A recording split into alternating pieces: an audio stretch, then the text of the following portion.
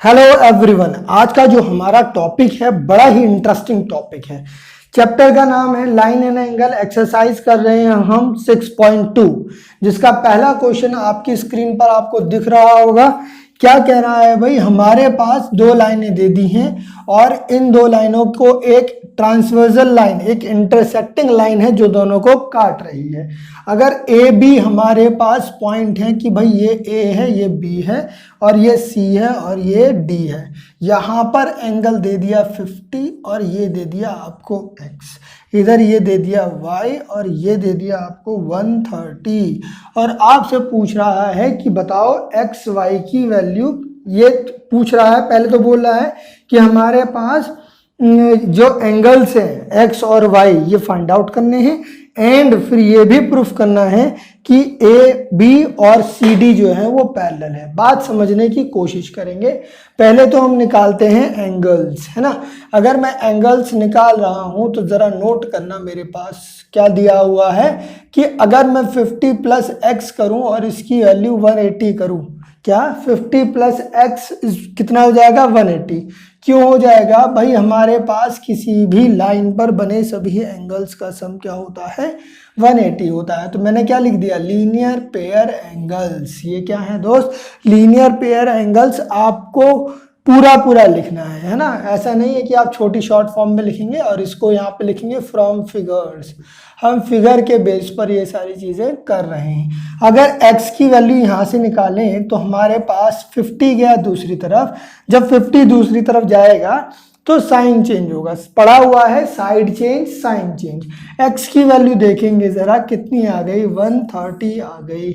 Now अगर मैं देखूँ कि y जो है वो किसके बराबर है, 130 के बराबर है। रीजन क्या है दोस्त, vertically opposite angle. Vertically opposite angle क्या होते हैं, जब कभी भी दो लाइनें इंटरसेक्ट करती हैं तो ये वाला एंगल इसके बराबर होगा और ये वाला एंगल इस एंगल के बराबर होगा। यही कहलाएगा वर्टिकली अपोजिट एंगल।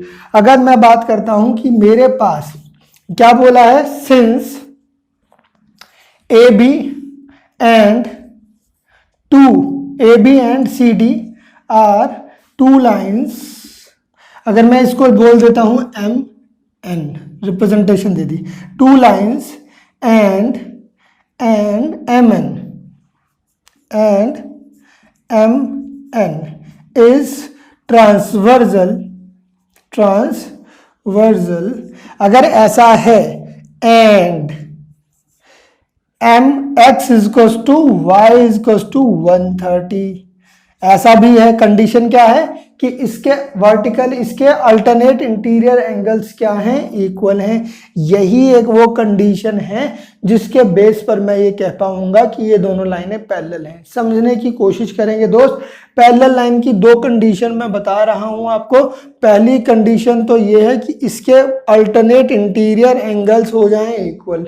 दूसरी कंडीशन क्या है, सम ऑफ को इंटीरियर एंगल्स, यानी कि ये वाला एंगल और ये वाला एंगल, इन दोनों का सम हो जाए कितना 180। एक दूसरे के कैसे हो जाए सप्लीमेंट्री। इनका सम कितना हो जाए 180 degree.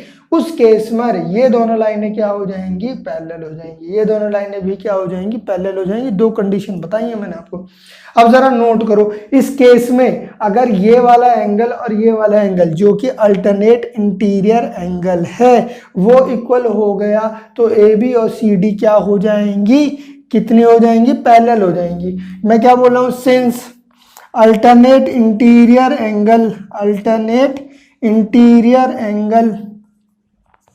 Angles are equal,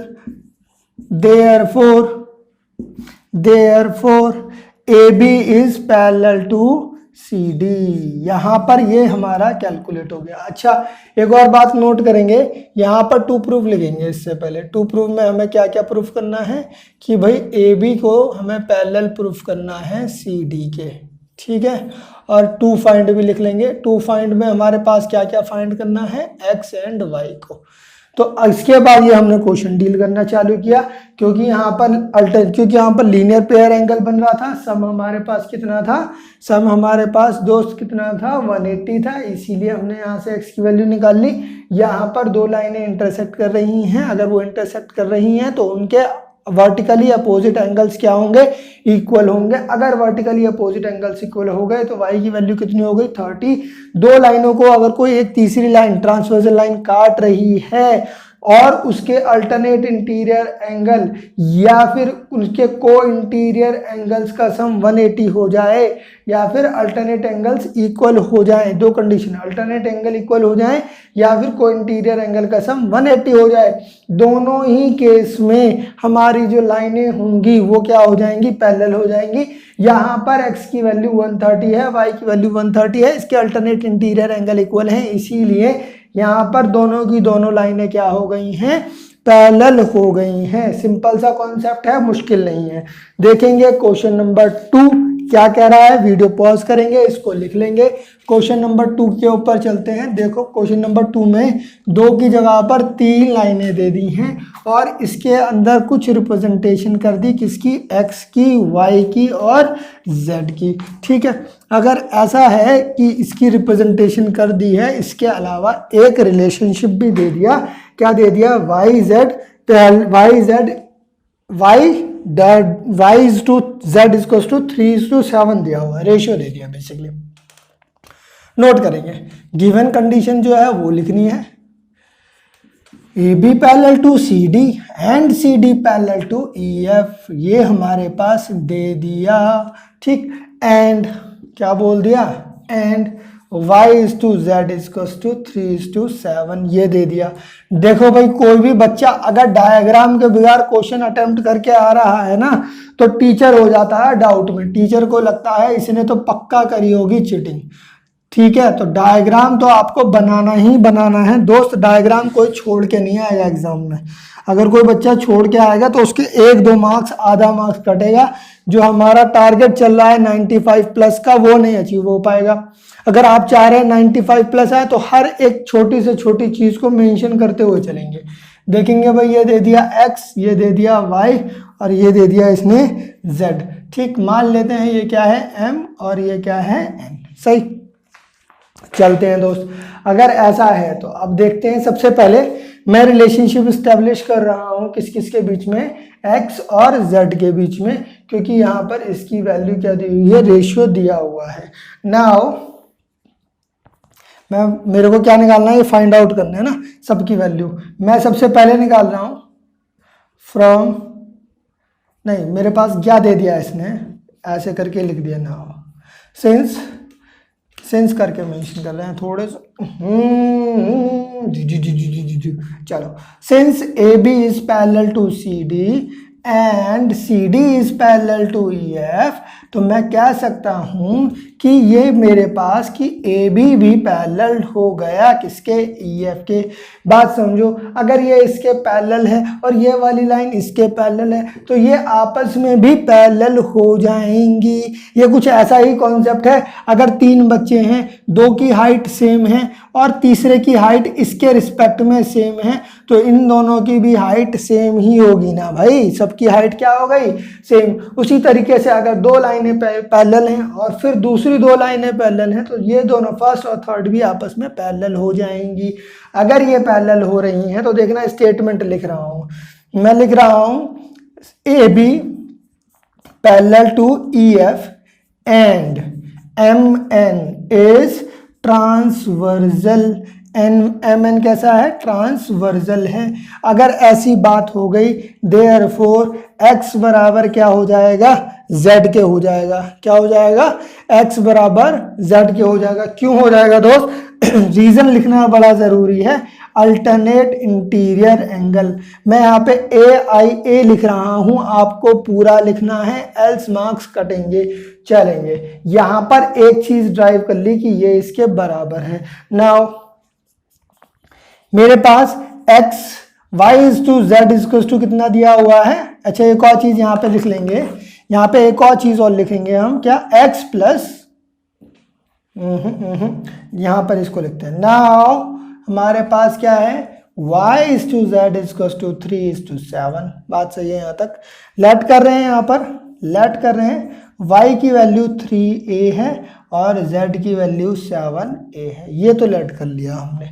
therefore एक बात बताओ, जब x z के बराबर था तो x की भी वैल्यू कितनी होनी चाहिए, 7a होनी चाहिए। तो मैं क्या लिख रहा हूँ, x बराबर है z, यानी कि x बराबर है 7a, x बराबर है 7a। सिंस x बराबर है z, देयरफॉर x की वैल्यू कितनी आ गई, 7a। अब नोट करना मेरी बात, क्योंकि सारा खेल यहाँ पे चालू होने वाला है।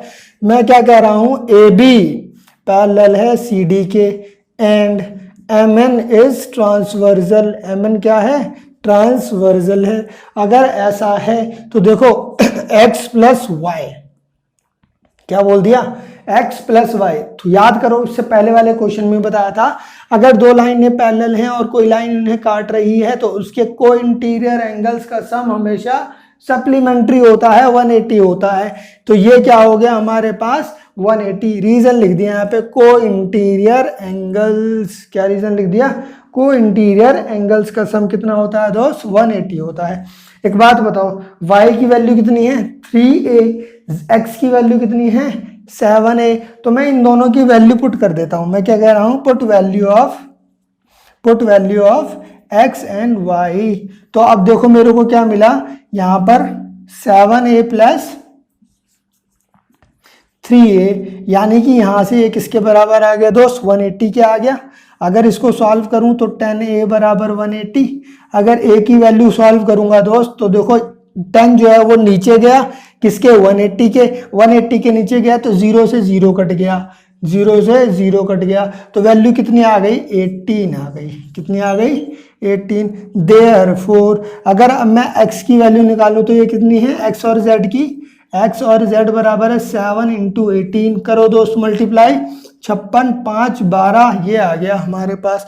टेबल याद रखना बड़ा ज़रूरी है, टेबल याद नहीं रखोगे तो दिक्कत है। 20 तक तो टेबल कंठास कर लो, या फिर मल्टीप्लिकेशन इतनी तेज करो कि मन में मल्टीप्लाई करके जल्दी से आंसर बता दो। और y की वैल्यू कितनी है दोस्त, 3a। अगर 3a है तो 3 इंटू 18। देखो आंसर कितना आया हमारे पास, आंसर आ गया 54। ये दो वैल्यू आ गई हमारे पास जो हमें फाइंड आउट करनी थी। होप दोनों के दोनों क्वेश्चन आपको क्लियर हो गए होंगे। x की वैल्यू पूछी थी बट हमने सारी की सारी निकाल दी हैं, कोई बात नहीं। तो ये वाला क्वेश्चन हमारा यहाँ पर कंप्लीट हो गया। होप ये वाला क्वेश्चन आपको समझ में आ गया होगा। वीडियो पॉज करके इसको लिख लेना है सारे के सारे क्वेश्चन को, और बिल्कुल कॉन्सेप्ट वाइज इत्मीनान के साथ सारे क्वेश्चंस को अटेम्प्ट करना है। ये क्वेश्चन था हमारा क्वेश्चन नंबर 2। इसके बाद नेक्स्ट वीडियो में करेंगे क्वेश्चन नंबर 3 एंड 4। चलेंगे, पढ़ेंगे और मिलेंगे नेक्स्ट वीडियो में। और खूब अच्छे से क्वेश्चन करने हैं, खूब पढ़ना है, खूब अच्छे नंबर लेके आने हैं। टारगेट बिल्कुल हाई रखना है, 95 प्लस का टारगेट रखेंगे हम, क्योंकि जितना ज़्यादा टारगेट होगा उतना ज़्यादा पढ़ने में इंटरेस्ट आएगा। लो टारगेट वाले बच्चों को अक्सर पढ़ने में इंटरेस्ट नहीं आता है। हाई टारगेट रखेंगे, 95 प्लस का टारगेट रखना है दोस्त। तो खूब पढ़ना है, खूब मेहनत करनी है, खूब अच्छे नंबर लेके आना है, माँ बाप का नाम रोशन करना है। चले भाई स्टार्ट करते हैं। क्वेश्चन नंबर 3 देखेंगे। क्वेश्चन नंबर 3 क्या कह रहा है। क्वेश्चन नंबर 3 में बोला हुआ है इसने कि हमारे पास दो पैरेलल लाइन दी हुई हैं AB और CD। मैं आपसे हमेशा कहता हूं जब भी आप क्वेश्चन अटेम्प्ट करें एग्जाम में या प्रैक्टिस के टाइम पर, तो आप क्वेश्चन का डायग्राम जरूर बनाएंगे। क्वेश्चन के डायग्राम के मार्क्स होते हैं, तो कोई भी डायग्राम नहीं छोड़ने वाला है। हमारा जो टारगेट है 95 प्लस, हम उस पर स्टिक करने वाले हैं। कोई भी बगैर डायग्राम के क्वेश्चन आंसर को अटेम्प्ट नहीं करेगा, इतना समझ लो।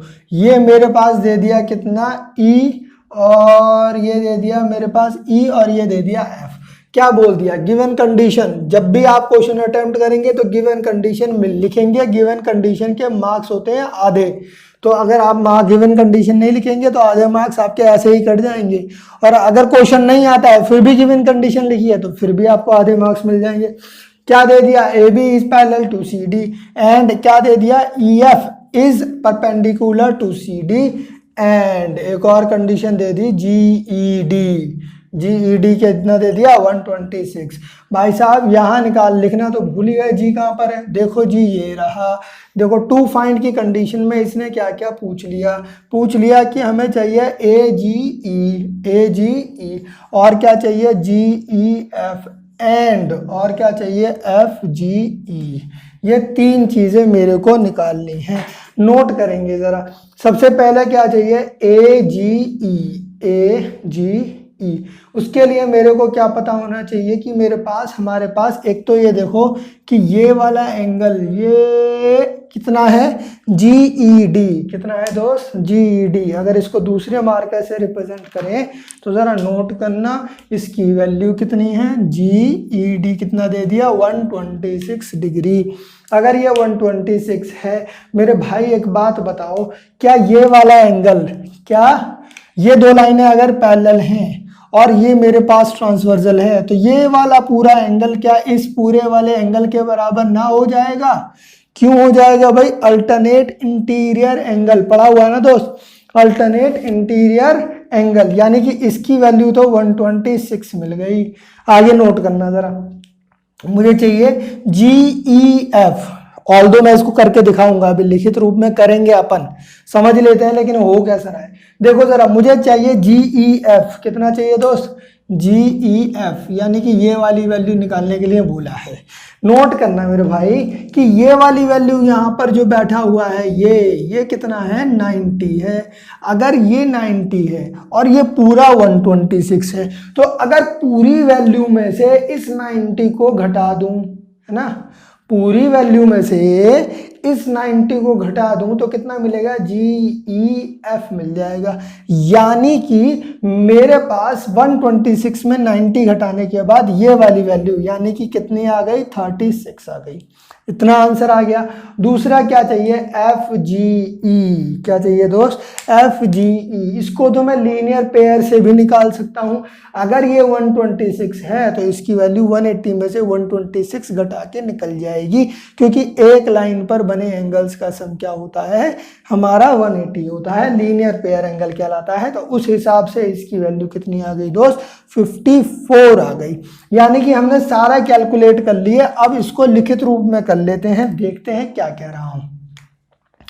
सॉल्यूशन में क्या लिख रहे हैं दोस्त हमारे पास, मैंने क्या बोला कि मेरे पास AB पैरेलल टू है CD के and GE is a transversal. ये क्या है एक ट्रांसवर्सल है। अगर ऐसा है तो देखो मैंने क्या बोल दिया दोस्त, मैंने बोल दिया AGE एंगल पैरेलल बराबर हो गया किसके GED के, जो कि किसके बराबर है दोस्त 126। कितना 126, यानी AGE की वैल्यू कितनी आ गई 126 आ गई।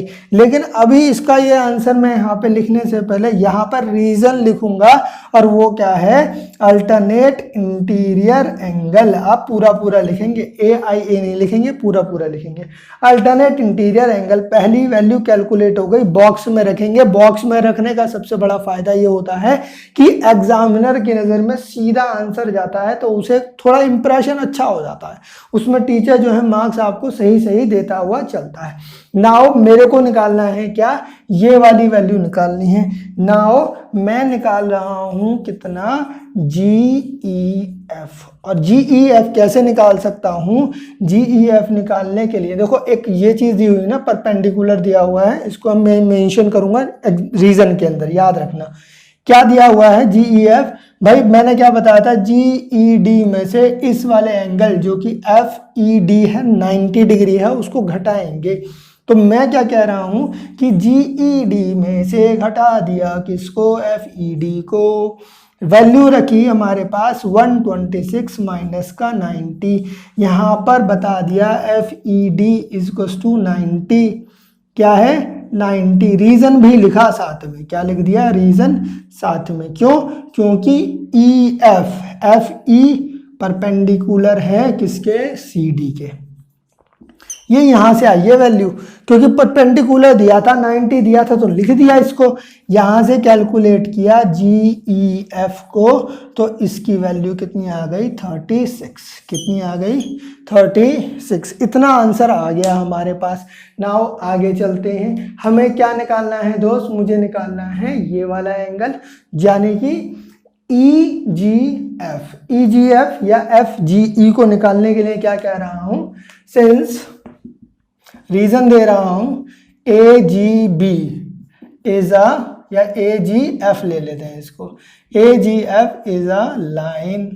अगर ये लाइन है तो इस पर बने सभी एंगल्स का सम क्या हो जाएगा 180। लिखा मैंने AGE इज टू, या तो मैं इसको और अच्छे तरीके, मैं इसको एक और तरीके से निकाल सकता था। देखो कैसे निकाल सकता, मैं यहाँ से निकाल सकता था लीनियर पेयर का एग्जांपल लेके, इसका सम 180 होता है, मैं इसका इस्तेमाल करके भी ये यूज कर सकता था, लेकिन मैं यहाँ पे पैरेलल लाइन की प्रॉपर्टी यूज करना चाह रहा हूँ। मैं क्या कह रहा हूँ, सिंस AB क्या है पैरेलल है किसके, CD के, एंड GE क्या है ट्रांसवर्सल है, ये तो मुझे ऑलरेडी दिया हुआ है।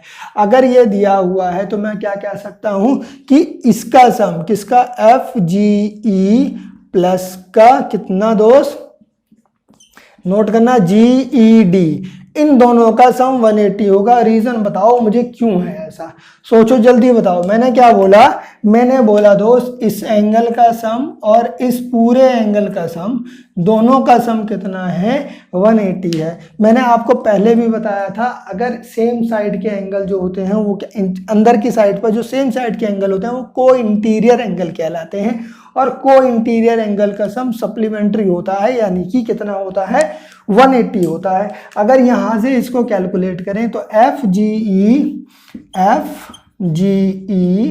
बराबर कितना हो जाएगा 180। इसकी वैल्यू दोस्त कितनी है, इसकी वैल्यू तो 126 है। अगर इसकी वैल्यू 126 घटा दें तो यहाँ से FGE की वैल्यू कितनी आ गई 54 आ गई। इसको भी कर दिया मैंने हाईलाइट। देखो जो जो तीन चीज़ें मैंने निकाली हैं उसको मैंने उसको हाईलाइट किया है बॉक्स के थ्रू, ठीक है। आप ये बॉक्स जो है डिफरेंट कलर के पेन से भी बना सकते हैं। फॉर एग्जांपल आप दो पेन यूज कर रहे हैं, वहां पर कौन कौन सा, एक ब्लैक एंड दूसरा ब्लू, तो आप ये जो बॉक्स बनाएंगे ये ब्लैक पेन से भी हाईलाइट कर सकते हैं। जब आप अपने आंसर को हाईलाइट करते हैं या किसी भी स्टेटमेंट वाले क्वेश्चन में, फॉर एग्जांपल आप साइंस का पेपर दे रहे हैं या एसएसटी का पेपर दे रहे हैं और वहां पर चीजों को हाईलाइट करते हैं, बॉक्स बना देते हैं कि देखो ये इंपॉर्टेंट है, ये पॉइंट मैंने जरूर मेंशन करना है, तो एग्जामिनर जब पेपर चेक करता है ना दोस्त ऐसे ऐसे करके, तो उसे पूरा रीड करने की जरूरत नहीं पड़ती, वो उस हाईलाइटेड लाइंस को जरूर रीड करता है और समझने की कोशिश करता है कि बच्चे को कितनी नॉलेज है। तो यहाँ पर हमारा सबसे मेजर पॉइंट यही है कि जब भी आप पेपर अटेम्प्ट करेंगे तो पेपर में जो चीज़ें पूछी गई हैं उनको स्पेशली हाईलाइट करना है। देखेंगे नेक्स्ट क्वेश्चन क्या कह रहा है। क्वेश्चन नंबर 4 को जरा देखो, डायग्राम कितना अच्छा बना हुआ है इसमें, और इस क्वेश्चन में तो एक हिंट भी दे दी है कि हमें एक पैरेलल लाइन ड्रॉ करनी है दोस्त, और वो पैरेलल लाइन ही हमें हेल्प करेगी क्वेश्चन को सॉल्व करने में। चलें आगे चलते हैं, क्या कह रहा हूं मैं। देखो क्या कह दिया इसने, मुझे एक डायग्राम दे दिया इसने, देखो डायग्राम बनाते हैं।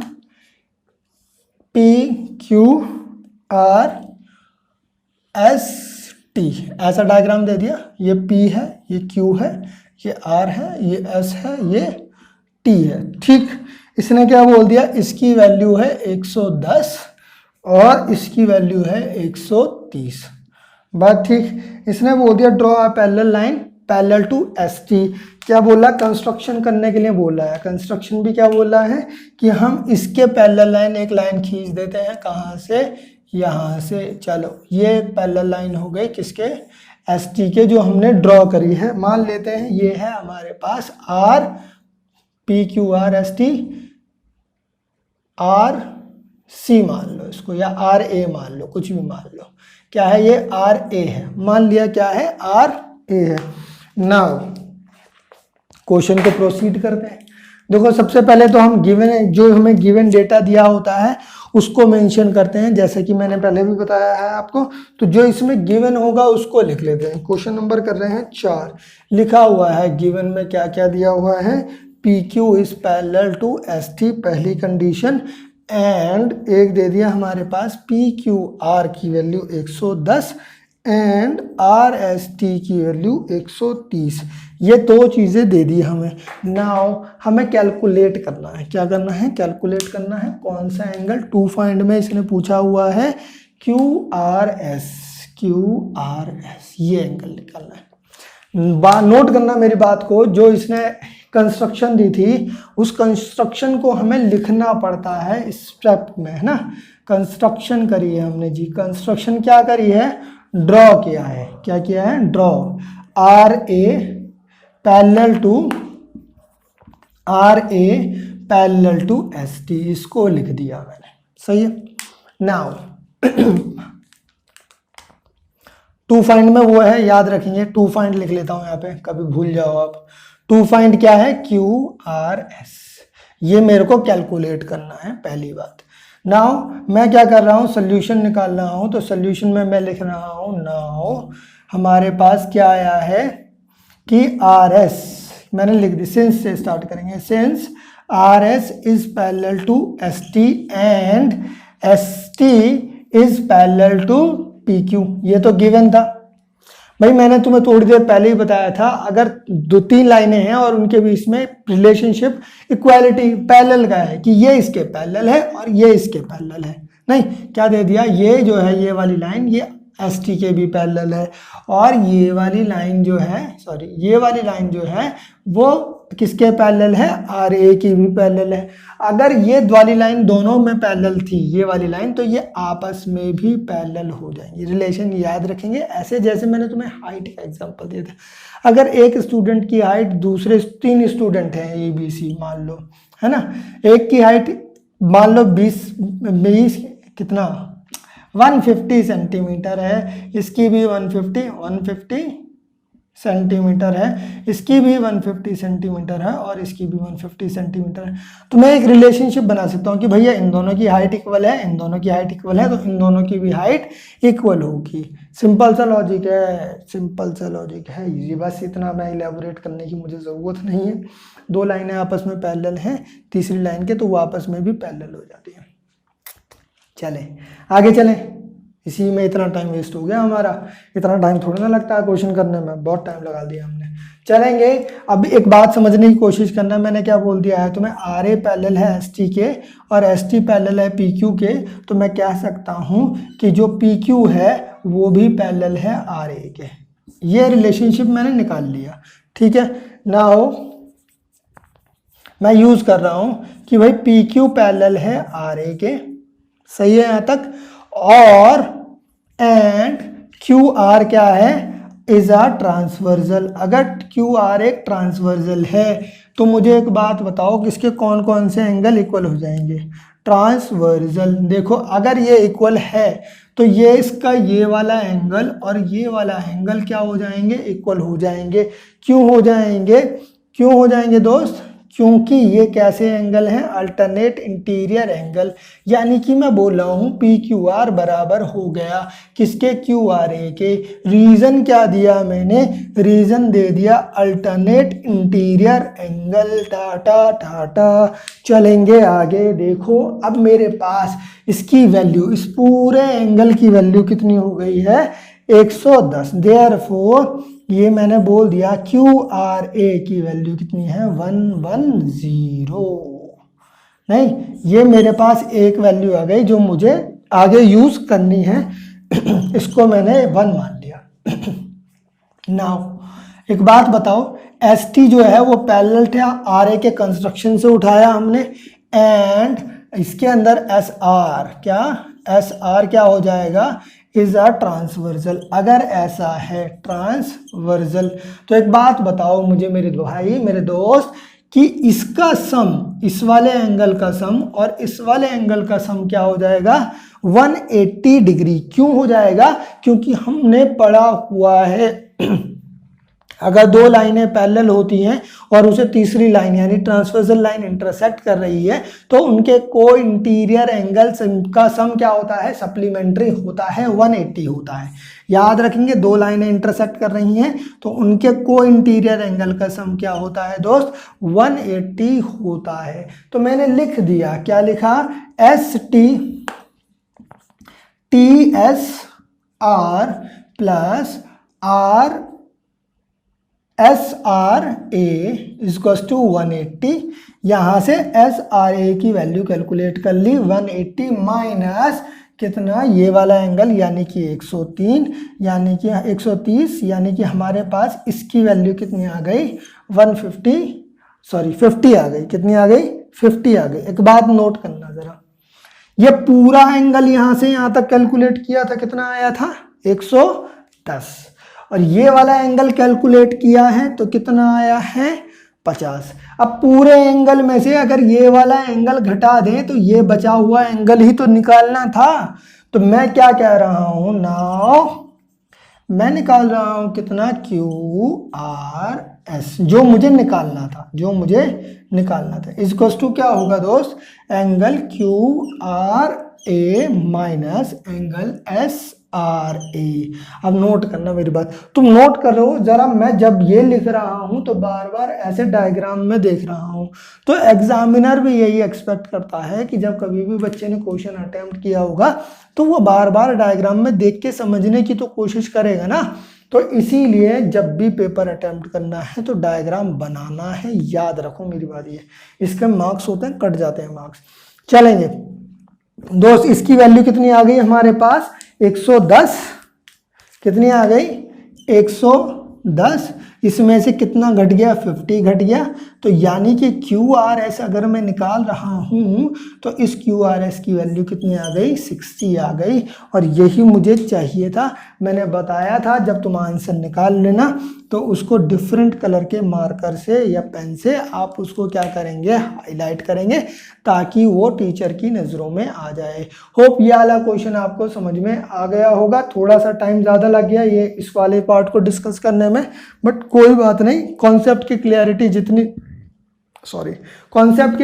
जितनी ज़्यादा अच्छी होगी उतना ज़्यादा हम पेपर के अंदर नए क्वेश्चंस को भी अटेम्प्ट कर पाएंगे। अगर कॉन्सेप्ट की क्लैरिटी नहीं होगी तो नए क्वेश्चन अटेम्प्ट नहीं होते, इवन पुराने क्वेश्चन जो हमने कर रखे हैं उसमें भी डाउट क्रिएट हो जाता है और वो क्वेश्चन भी अटेम्प्ट नहीं होते। होप यहाँ तक सारी चीज़ें समझ में आ गई हैं। 4 क्वेश्चन हो गए हैं, 2 क्वेश्चन बचे हैं, 2 क्वेश्चन नेक्स्ट वीडियो में कर लेंगे, हमारा ये वाली एक्सरसाइज हो जाएगी कंप्लीट।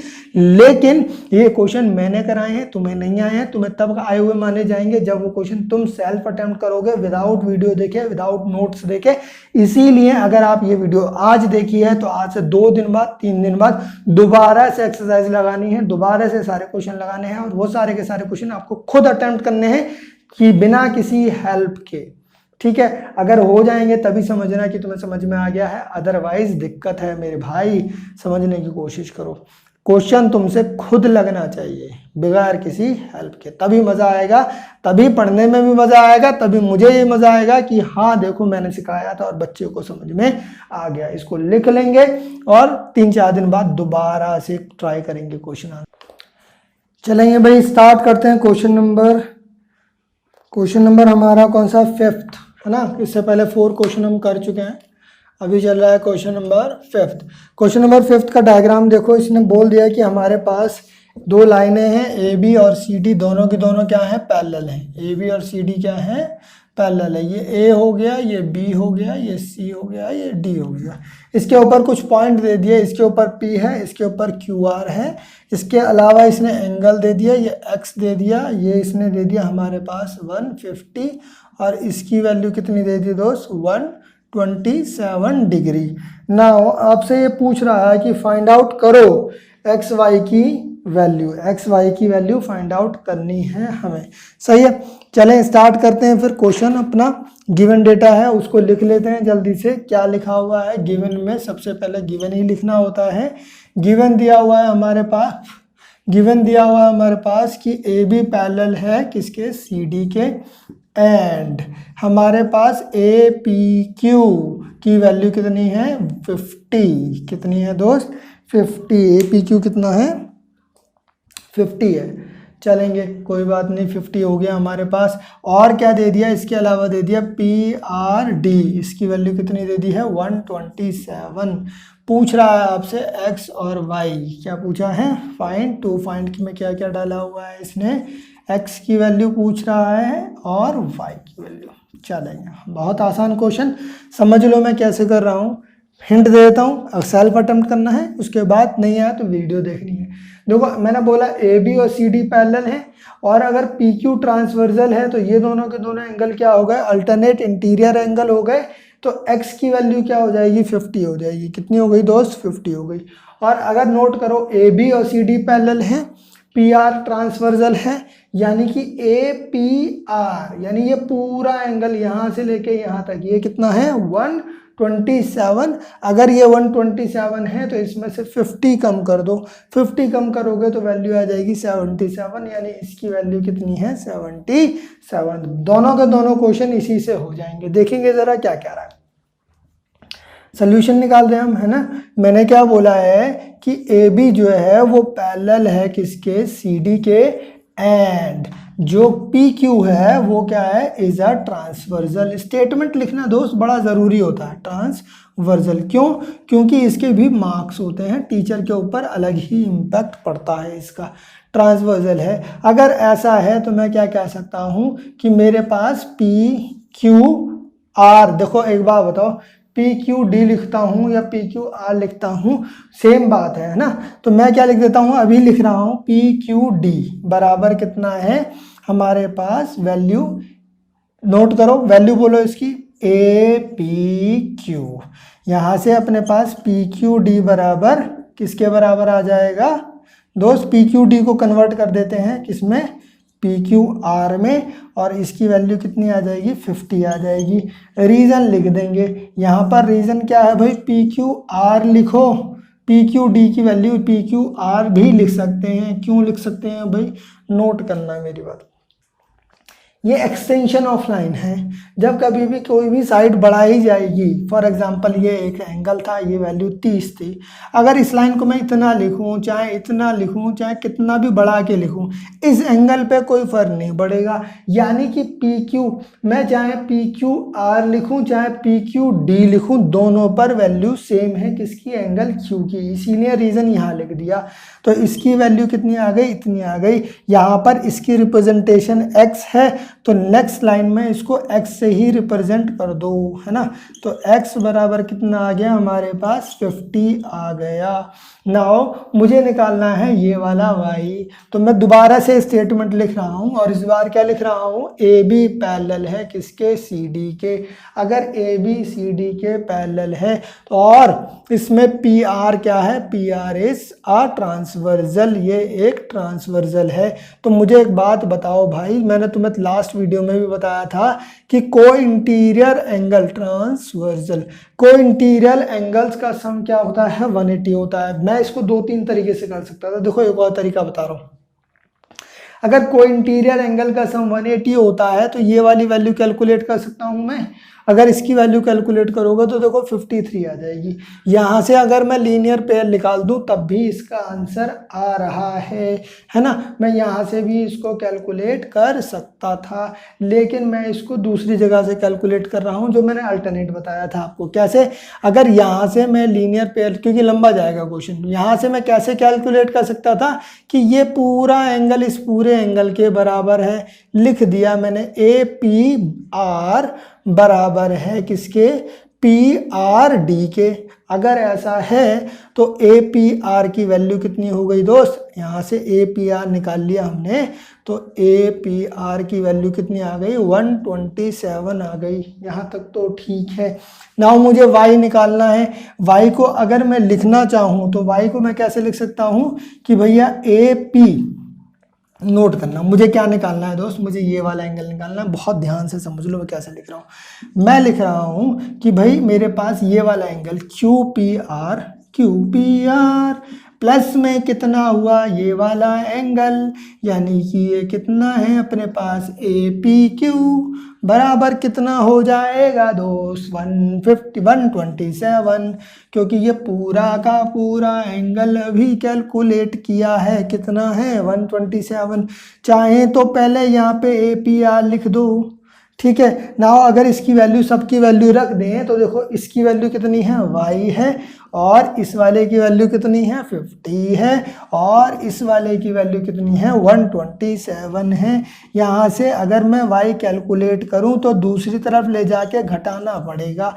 वैल्यू कितनी आ गई 77 आ गई। मैंने इसको हाईलाइट कर दिया, बताया था हाईलाइट करना ज़रूरी है। दूसरी बात देखो, अगर मैं इसको दूसरे तरीके से अटेम्प्ट करता तो मैं क्या बोलता दोस्त कि ये वाला एंगल जो है, ये वाला एंगल और ये वाला एंगल, इनका सम कितना हो गया 180 हो गया, क्योंकि ये को इंटीरियर एंगल्स हैं। अगर ये को इंटीरियर एंगल हैं और इनका सम 180 है तो दोस्त मैं साफ साफ कह सकता हूँ कि इसकी वैल्यू मेरे पास कितनी आ जाएगी 53 आ गई। नाउ अगर ये AB एक लाइन है तो इस तीनों एंगल का सम कितना हो जाएगा 180 हो जाएगा। यानी कि अगर मैं यहाँ से भी कैलकुलेट करता तो देखो मैं यहाँ से भी आंसर लेके आता तो यही आता मेरे पास, क्योंकि ये दूसरी तरफ जाके घट जाता तो ये मेरे पास कितना आ जाता 77। मैं यहाँ से भी इसको कैलकुलेट कर सकता था। एक और तरीका था, अगला तरीका क्या था कि मैं यहाँ से इसकी वैल्यू कैलकुलेट कर लेता। अगर इसकी वैल्यू कैलकुलेट कर लेता दोस्त कितनी आ जाती सेम 53, और मैं बोल देता ट्राइंगल के तीनों एंगल का सम 180 होता है, तो ये वाला एंगल प्लस ये वाला एंगल प्लस ये वाला एंगल मैं 151 में 180 करके यहाँ से भी आंसर निकाल लेता।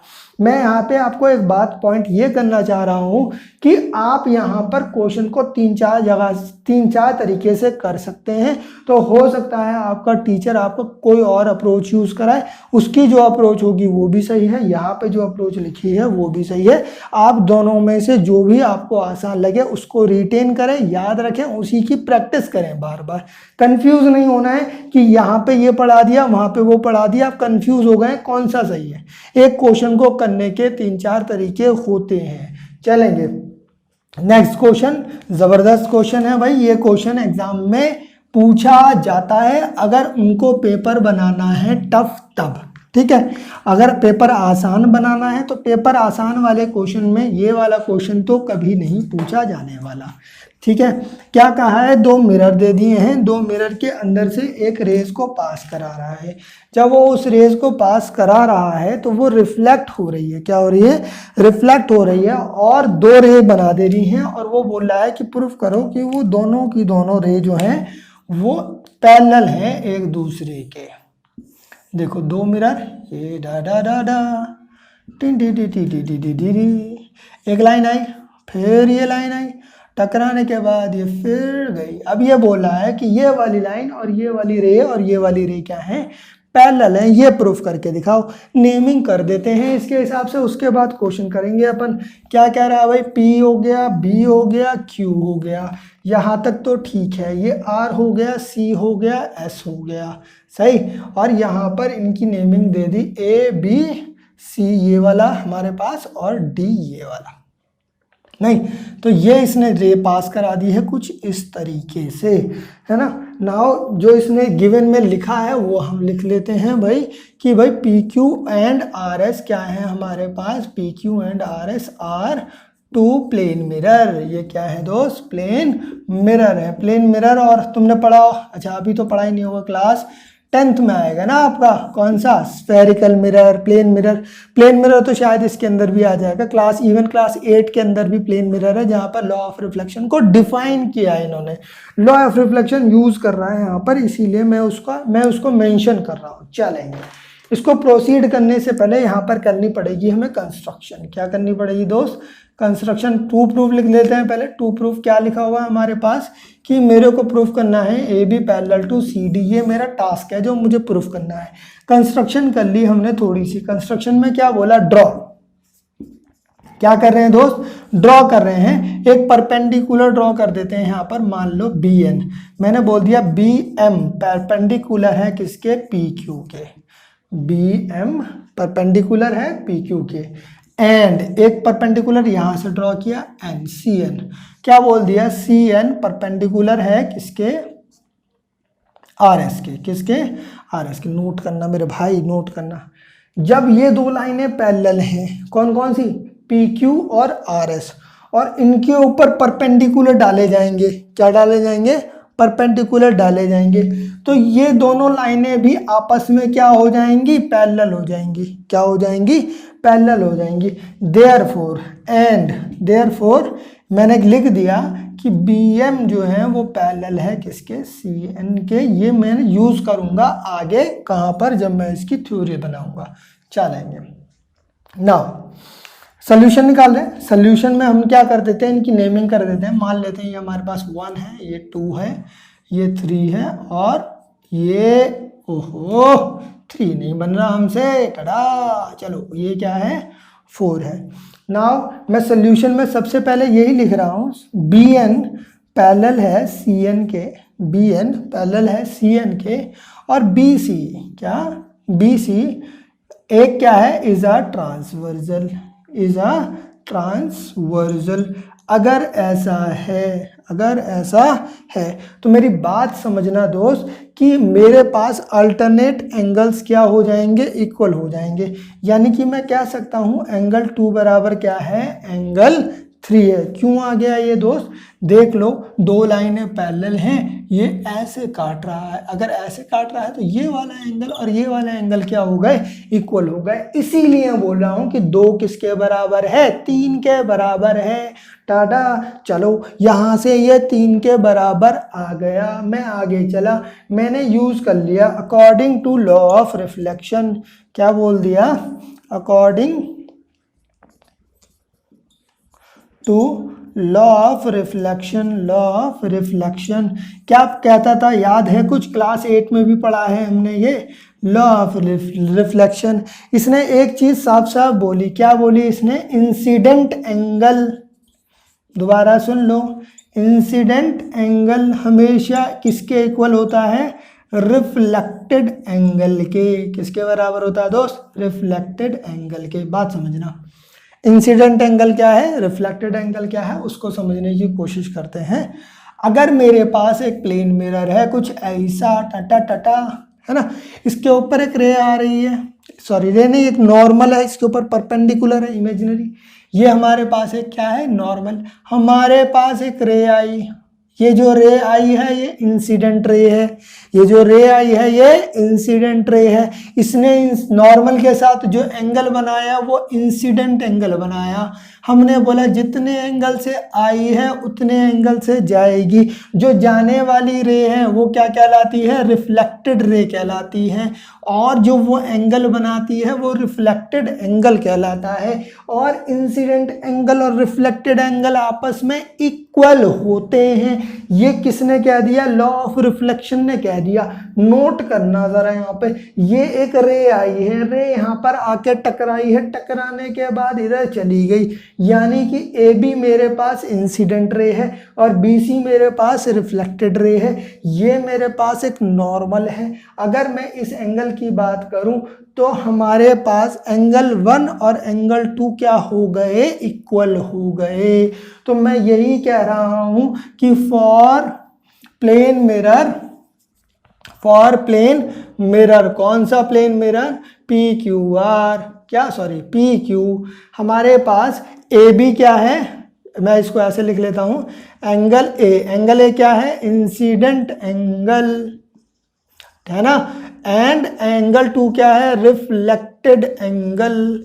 चले भाई, अगर ये दो एंगल मिल गए तो मैंने क्या बताया था, इंसिडेंट एंगल और रिफ्लेक्टेड एंगल इक्वल होते हैं by law of reflection, by law of reflection. अगर ऐसा है तो देखो मैंने क्या बोल दिया, एंगल 1 और एंगल 2 क्या है, इक्वल हैं। नाउ मैंने क्या बोला दोस्त, नाउ नहीं लिखते हैं, पहले सिमिलरली लिखते हैं। क्या, सिमिलरली। इसी तरीके से देखो एंगल 3 और एंगल 4 क्या हो जाएंगे, इक्वल हो जाएंगे। हाँ कि ना बता दो, होंगे कि नहीं होंगे, एंगल 3 और एंगल 4 क्या हो गए, इक्वल हो गए। क्यों इक्वल हो गए, क्योंकि इसकी वैल्यू कितनी है दोस्त हमारे पास, इसकी वैल्यू इसकी वैल्यू एक मिनट बता रहे हैं, चलो क्या 3 और 4 बराबर हो गए? क्यों हो गए?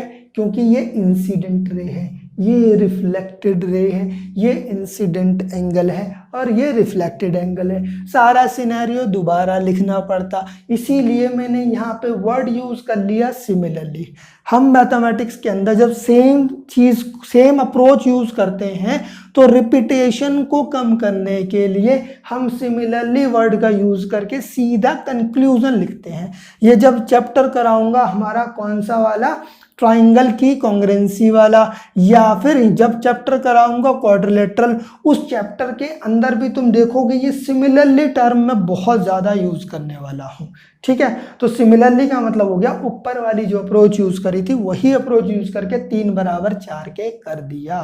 नाउ अब देखना जरा, मैं ये कह रहा हूं कि एंगल 1 और 3, 2 और 3 ऑलरेडी बराबर थे, लेकिन नोट करो यहाँ पर क्या लिखा हुआ है, 1 बराबर है 2 के और 3 बराबर है किसके, 4 के। तो मैं इनकी नेमिंग कर देता हूँ, इसको बोल देता हूँ फर्स्ट, इसको बोल देता हूँ सेकेंड और इसको बोल देता हूँ थर्ड। फ्रॉम फर्स्ट कि भैया 2 और 3 बराबर हैं और 1 और 2 बराबर हैं और 3 और 2 बराबर है। जब ये दोनों आपस में बराबर हैं तो भैया ये दोनों भी तो आपस में बराबर हुए। तो यही स्टेटमेंट है, लिख दिया from first second and third. क्या कह दिया कि भैया एंगल 1 और एंगल 4 भी क्या है, आपस में बराबर है। नाउ नोट करना, जो बात अब बताने वाला हूं वो सबसे खतरनाक है। मैंने बोला एंगल ए बी सी, अच्छा इसको लिख लेंगे दोस्त, ठीक है। ये वाला पार्ट मिटा रहा हूं क्योंकि मुझे इसकी जरूरत पड़ेगी, हो नहीं पाएगा उधर वो क्वेश्चन। देखो मैंने क्या बोल दिया, मैंने बोला now angle A B C, क्या बोल दिया, ए बी सी। अगर ए बी सी को ब्रेक करके लिखना चाहूं तो लिख सकता हूं एंगल 1 बराबर एंगल 2, हाँ कि ना, लिख सकता हूं। दोनों का सम ही तो पूरी वैल्यू देगा ना, हाँ कि ना। अगर ये आ गया तो नोट करो एंगल ए किसके बराबर है, 4 के बराबर है, तो लिख दिया 4। एंगल 2 किसके बराबर है, 3 के बराबर है, लिख दिया 3। रीजन लिख दिया, एंगल 1 बराबर है 4 के, एंगल 2 बराबर है 3 के, ये रीजन करके लिख दिया। या फिर मैंने बोल दिया फ्रॉम फर्स्ट एंड, इसको फोर्थ नोटेशन डाल दो, इसको फोर्थ नोटेशन डाल दो, ये ना लिख के लिखो फ्रॉम फर्स्ट एंड फोर्थ, यहां से ले लिया हमने। एक बात बताओ, ये पूरा का पूरा 3 और 4 मिलके पूरी वैल्यू बनाएगा, यानी कि मैं कैलकुलेट कर पाया कि ए बी सी की वैल्यू किसके बराबर हो गई है दोस्त, नाम बता दो यार, बी सी डी के, किसके, बी सी डी के। अब देखना स्टेटमेंट का कंक्लूजन जो मैं लिखने वाला हूं, सारा सार यही है जिसकी वजह से इतनी सारी कहानी गढ़ दी हमने, ठीक है। सारी कहानी यहां पर आप समअप होने वाली है, देखना जरा। ये कंक्लूड किया, मैंने बोला नाउ, मैं क्या बोल रहा हूं, A B and C D are 2 lines and B C is a transversal, अगर ऐसा है, इसके साथ एक कंडीशन दे दी, एंड ए बी सी बराबर है बी सी डी के। ये कहाँ से उठाया हमने, अच्छा इसको ब्लैंक करने, इसको ऐसे लिखने की ज़रूरत नहीं है फिलहाल। ये कहाँ से उठाया हमने, फ्रॉम फिफ्थ। नोट करना, जो बात अभी लिख रहा हूँ ऑलरेडी ऊपर के क्वेश्चनों में बता चुका हूँ कि भाई अगर 2 लाइनें मेरे को पैरेलल प्रूफ करनी है तो 2 कंडीशन का खास ख्याल रखेंगे। पहली कंडीशन ये कि उसके अल्टरनेट इंटीरियर एंगल हो जाए इक्वल। दूसरी कंडीशन ये कि भाई उसके 2 को इंटीरियर एंगल का सम हो जाए कितना, 180 डिग्री। 2 कंडीशन हमारी होनी चाहिए, बिल्कुल याद हमें। नोट करो, यहाँ पर अगर तुम ऐसे करके डायग्राम बना रहे हो और इसको ये बोल रहे हो कि ये दोनों इक्वल हैं, क्या है, इक्वल हैं, तो क्या ये अल्टरनेट एंगल नहीं है? अगर ये अल्टरनेट एंगल है तो मैं क्या लिख रहा हूँ, since alternate angles are equal, therefore मैं लिख सकता हूं सिंपल अपना conclusion, A B is parallel to C D. यही मुझे प्रूफ करना था और यहां मेरा ये क्वेश्चन हो जाता है कंप्लीट। ठीक, A B is parallel to C D, बहुत इंपॉर्टेंट क्वेश्चन है। अगर एग्जामिनर को पेपर को टफ बनाना है तो वो ये वाला क्वेश्चन डाल सकता है, अदरवाइज यूजुअली सीबीएसई के अंदर इस टाइप का क्वेश्चन कम पूछा जाता है। इंपॉर्टेंट है, जब एग्जामिनर को क्वेश्चन टफ बनाना है, इंटरनल एग्जाम हो रहा है, तो यूजुअली ये वाला क्वेश्चन पूछ लेता है। होप ये वाला क्वेश्चन क्लियर हो गया होगा। अब तक हमने 6.1 6.2 दोनों के दोनों कर ली हैं कंप्लीट। नेक्स्ट वीडियो में 6.3 स्टार्ट करेंगे, लेकिन उससे पहले 6.1 6.2 के हर एक क्वेश्चन आपको खुद लगाने हैं, खुद अटेम्प्ट करने हैं और मुझे बताना है कि आपसे वो क्वेश्चन अटेम्प्ट हुए हैं कि नहीं हुए हैं। अगर नहीं हुए हैं ना दोस्त, तो दिक्कत है भाई। वीडियो दोबारा देखें, दोबारा समझें, दोबारा ट्राई करें, और फिर भी नहीं समझ में आता तो मैं डाउट की क्लास लूंगा, तो उसमें वो क्वेश्चन आपको दोबारा करा दूंगा। तब तक के लिए आप पढ़ते रहें, ख्याल रखें, टेक केयर, बाय बाय।